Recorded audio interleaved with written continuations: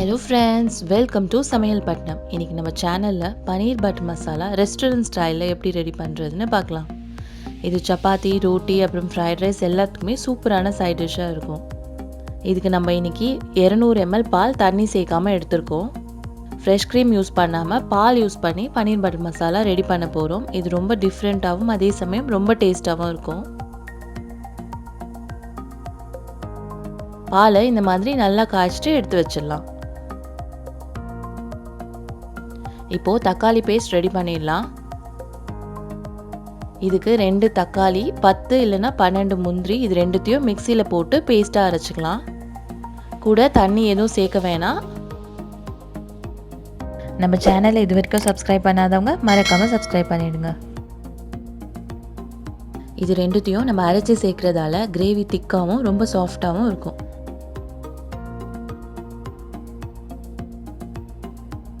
பாருங்க, இப்போ நல்லா பேஸ்டா அரைச்சாச்சு. இப்போ இதை ஒரு பவுல்ல மாத்திடலாம்.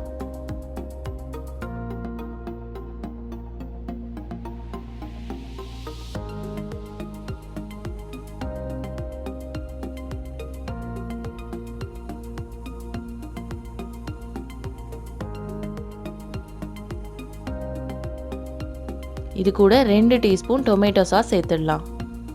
இது கிரேவிக்கு உப்பு, இனிப்பு, புளிப்புன்னு எல்லா சுவையும் ஆட் பண்ணிடும். இது கூட நம்ம காய்ச்சி எடுத்து வச்சிருக்க பாலையும் சேர்த்துடலாம்.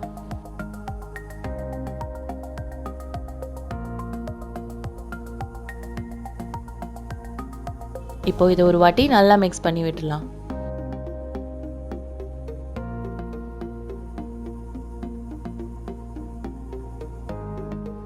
அடுத்து ஒரு பேன்ல 1 இல்லைன்னா 1.5 டீஸ்பூன் அளவு பட்டர் சேர்த்து சூடு பண்ணலாம்.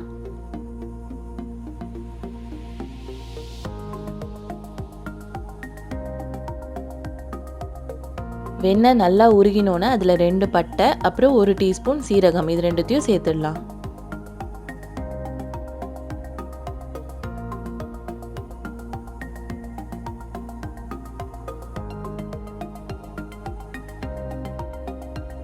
அடுத்து 1 டீஸ்பூன் இஞ்சி பூண்டு பேஸ்ட் சேர்த்துட்டு பச்சை ஸ்மெல் போகிற வரைக்கும் நல்லா வதக்கிக்கலாம்.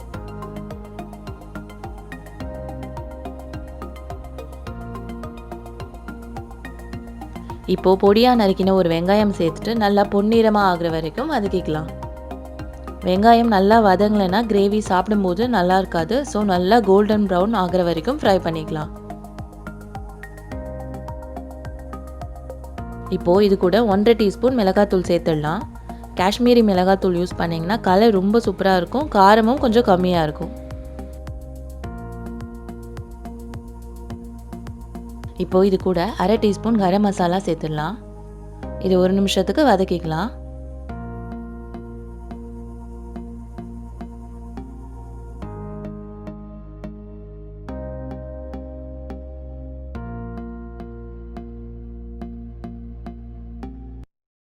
இப்போது நம்ம மிக்ஸ் பண்ணி வச்சுருக்க பால் தக்காளி பேஸ்ட்டை இது கூட சேர்த்துடலாம்.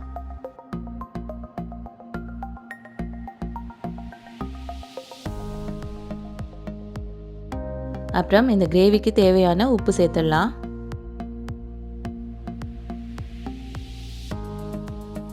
அப்புறம் கலருக்காக ஒரே ஒரு சிட்டிகை கேசரி பவுடர் சேர்த்துக்கலாம். இது கண்டிப்பாக சேர்க்கணும்னு கிடையாது. உங்களுக்கு கிரேவி கலர் பிரைட்டாக வேணும்னா நீங்கள் இதை சேர்த்துக்கலாம். இப்போ இது ஒரு 5 மினிட்ஸ் நல்லா கொதிக்க விட்டுக்கலாம்.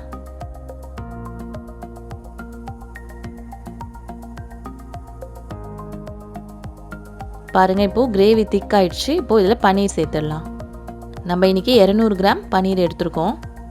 கிரேவி கொஞ்சம் திக்கான அப்புறம் தான் பன்னீர் சேர்க்கணும். ஏன்னா பன்னீர் சேர்த்த பிறகு ரொம்ப நேரம் கொதிக்க விட்டிங்கன்னா பன்னீர் ரொம்ப ஹார்ட் ஆகிடும்.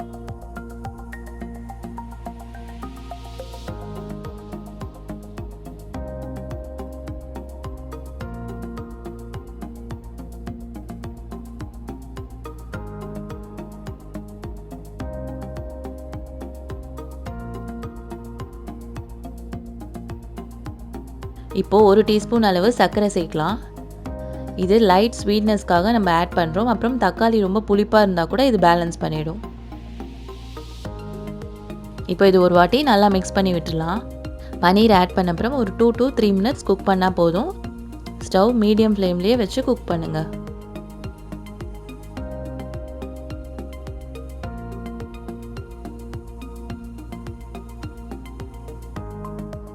இப்போது வாசனைக்காக கொஞ்சம் கொத்தமல்லி ஆட் பண்ணிவிட்டு ஸ்டவ் ஆஃப் பண்ணிடலாம்.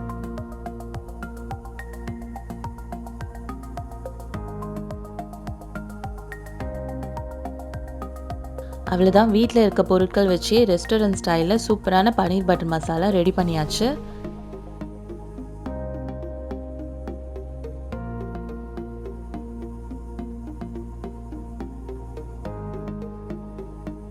ஹோட்டல்ஸில் கிடைக்கிற மாதிரியே லுக் அண்ட் ஃபீல் கண்டிப்பாக உங்களுக்கு கிடைக்கும். ஸோ நீங்களும் ட்ரை பண்ணி பார்த்துட்டு உங்கள் கமெண்ட்ஸை எங்கள் கூட ஷேர் பண்ணுங்கள். தேங்க்யூ.